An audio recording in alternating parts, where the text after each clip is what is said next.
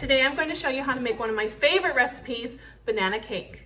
I originally found this recipe from Happy Hooligans a couple years ago, and I've kind of tweaked it to make it my own, and it's always a hit. My students loved it. Every time I make it for anybody, they love it. In fact, I made it for Mario Lopez when his wife was expecting their baby. So I heard he likes bananas and banana products, so hopefully he enjoyed the banana cake as well. All right, so just a couple facts about bananas. Bananas are actually classified as a berry, which is weird because the plant that they grow on is classified as an herb, technically. Banana palm trees do grow in Bakersfield because my parents have some in their backyard. Pretty fun. And they're classified as a berry because they actually come out of a flower. Banana palm trees have flowers. So now you know. Bananas are really good for lowering blood pressure because they have a lot of potassium. They're high in fiber, and they're also great for staving off muscle cramps. So if you have a muscle cramp, eat a banana and you're sure to feel better. All right, so let's get started. What you're going to need is 3 cups of flour. So I measured out some flour here already. And then you need 1.5 teaspoons of baking soda. I already measured out 1 teaspoon, so there's half more. You're going to need 1/4 teaspoon of salt. If you have 1/4 teaspoon, go ahead and measure that. I'm just going to use 1 teaspoon and pour in about 1/4. Okay, so there's that. I'm just going to mix this up. You could use a whisk if you want to, and just set that aside. Now we are also going to need 3 bananas. Now you see how these bananas have spots? You might think, ew, they're gross, I don't want to eat them. But you know what? The darker they get, the better they are, I feel like, for banana cake and banana breads, because the nectar flavor tends to come out a lot more strong. So if you have bananas that are spotting or that are brown, don't throw them away. They're perfect for your banana cake. I've used bananas that are black for banana cake, and it comes out great. So don't be off-put by the overripeness of the bananas. Okay, so I've got 3 bananas in here. My recipe calls for 2 teaspoons of lemon juice, but I actually don't have any lemon juice on hand. So instead I'm gonna use something else that's acidic, which would be vinegar. So you can use vinegar in place of lemon, and you can use lemon in place of vinegar. So there's my 2 teaspoons. So I put bananas in the bowl with my acid product, and you're going to want to get a fork and just mash it and let it set. Now the reason why we put the acid into the bananas is to prevent oxidation. Oxidation is when the oxygen turns your fruits or vegetables brown, and that doesn't look very nice. I've made banana bread before where I did not put any acid into the bananas, and for some reason when the bread was done there was chunks of purple bananas in it. So if you want to have a nice appetizing color, make sure you do this to prevent the oxidation of your bananas. So once you have the bananas mashed, you're going to just set them aside, and they will actually soften up and liquefy a little bit more. So if you actually are not fortunate enough to have overripe bananas and you have ripe bananas, which I've done before, at first they'll be hard to mash. So just put that vinegar in or lemon juice, mash it up as much as you can, let it sit, and then over the course of a couple minutes, maybe 5-10 minutes, then it will get easier to mash once the acid starts breaking it down. So I'm going to throw away these banana peels. But just so you know, the inside of the banana peel is actually good for if you have itching from like a bug bite. Put that banana peel on it and it should help reduce the inflammation. So there's a fun fact. Okay, so in the mixing bowl, I'm going to put 3/4 cup of butter. Now remember, 1 stick of butter, let's see, is this right side up? 1 stick of butter is half a cup. Can you see that on there? So this is 3/4 cup right here. So 1.5 stick of butter is what you're going to need for this banana cake. And we are going to cream the butter with the sugar. So you need 2 cups of sugar. I have my 1/3 cup here, so I'm going to do 6 1/3 cups. So you can use different measuring cups. It's better to just use the 1 cup, but my 1 cup doesn't fit in this tiny little cookie jar hole. So there's 2/3, 3/3, so that's 1 cup right there. 1 1/3, 1 2/3, 1 3/3. So that's 2 cups of sugar right there. Now I'm going to mix this with the paddle mixer, which is this one.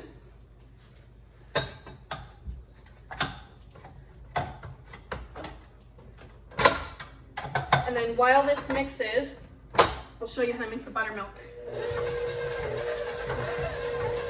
Now, if your butter is not soft, I would advise you not to cook it in the microwave, because once you separate the butter from the fat, then it can never go back together. So it will ruin the consistency and the makeup of your butter. Better idea, maybe just hold it in your warm hand until it softens, but I do not recommend putting it in the microwave, all right? So let's make some buttermilk. Right here I've got 1 1/2 cup of milk, and to make buttermilk, all you have to do is add some acid. So don't go spend extra money on buttermilk. You can add 1 tablespoon of lemon juice, a tablespoon of vinegar, whatever you have on hand. And just so you know, there's 3 teaspoons in 1 tablespoon. So I put the vinegar into the milk, and it's going to cause it to curdle, but we're going to let it sit for just a few minutes. And I'm going to mash up my bananas a little bit more. You'll want to preheat your oven to 275 degrees, and you want to have a 9 by 13 baking pan, like a casserole dish. It's 9 inches by 13 inches.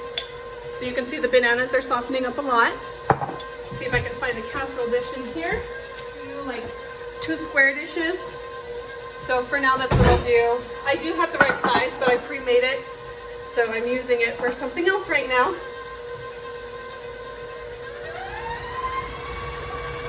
All right, so let me show you what's going on here with my mixture. So it's mixing nicely. Creaming the butter and the sugar together. Bring the bowl over here so you can see what I'm doing.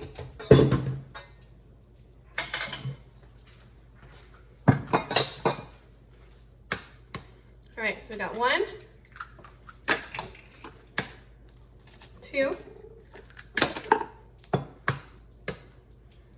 and 3 eggs.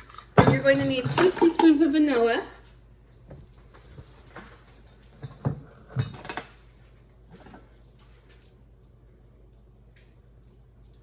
There's 1.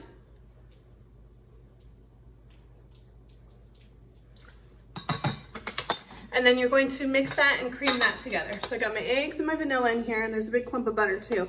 So we'll get that all mixed together.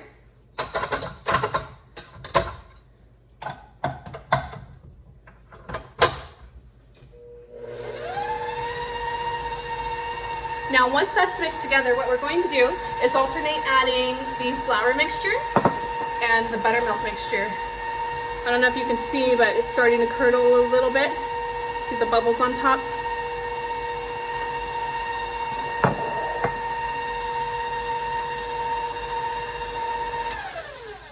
I'm gonna knock that chunk of butter out. Everything else is looking really nice and creamy. Okay, so I'm going to put a little bit of the flour mixture in. If you were to just dump the whole flour mixture in, it would go poof and make a big mess. So you want to alternate between the flour and the buttermilk.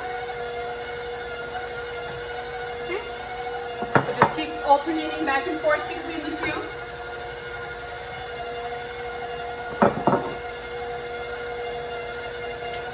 I think you only need to do it maybe 3-4 times.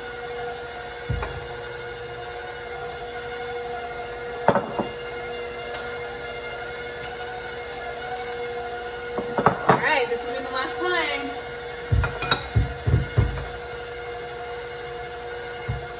Dump all of that in there.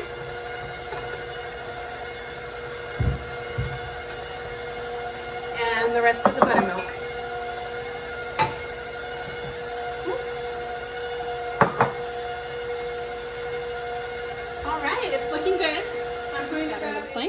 Looks pretty good.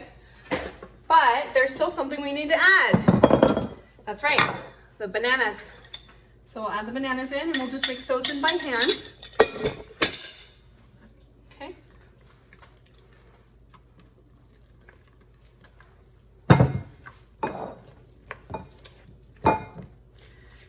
So we're just folding the bananas in.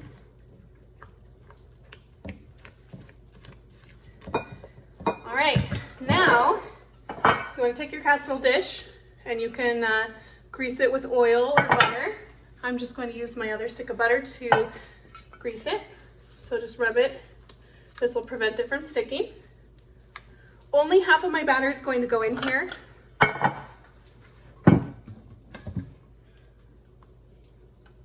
When you're filling muffin or cake pans, you don't want to fill them more than 75% of the way, or they can overflow and make a big mess in your oven, which you don't want, right? Okay, so now this is going into the oven, 275 degrees for 90 minutes. Let's see if my timer even goes that high. Yep, sure does. All right, so 90 minutes on really low heat. Once it's done cooking, you're going to take it out and stick it directly into the freezer. So make sure there's a spot for it in the freezer, and you will let it cool down in the freezer for 45 minutes. And what that's going to look like is this. Ta-da! Super moist, super yummy. So this is where my... All right, so let's make the icing. What you're going to need is 1 stick of butter. You're also going to need 1 stick of cream cheese. You will want to soften the butter and the cream cheese on your kitchen counter at room temperature. I would say at least 30 minutes before you start. You don't want the cream cheese to be out more than 4 hours though, because it is TCS food, which means time and temperature controlled for safety, which means if it sits out for longer than 4 hours and it's not refrigerated or kept hot, it will grow germs that will make you sick. Okay, so here's our cream cheese, 8 ounces, that's usually 1 block. You can see how many ounces it is by looking here on the box. Actually, it doesn't say on this box, but it should say on the package. So if you look at the package, well, that's not very helpful, but anyway, there's ounces measured out and there's 8 ounces in a stick of cream cheese. So now we will also need some more vanilla. Let me find my vanilla. We need 1 teaspoon of vanilla. And then we need 3½ cups of powdered sugar. Here's powdered sugar. It's also called confectioner's sugar. And sometimes in baking, we call it times 10 because it's 10 times smaller than regular sugar. All right, so here's 1.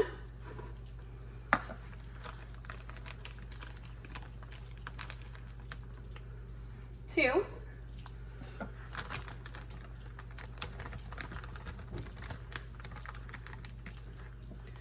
And 3. And just so you know, there's about 8 cups of powdered sugar in a bag.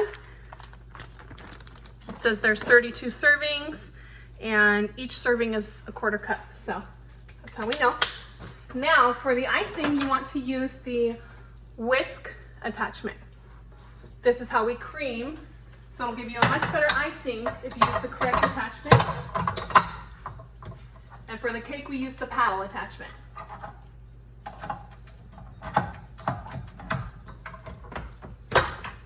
The cake that I'm going to be working on.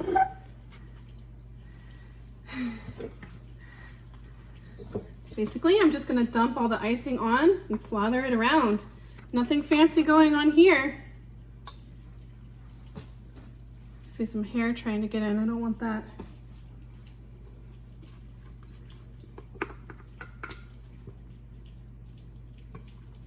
Okay, there's our icing.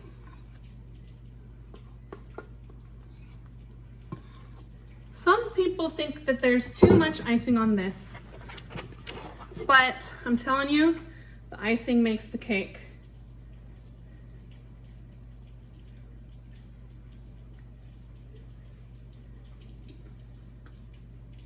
So you're gonna have an extremely moist piece of banana cake, similar to banana bread, and then this nice cream cheese frosting on top. This is always a hit. Okay, so it's not plated super nice, but it will taste very good.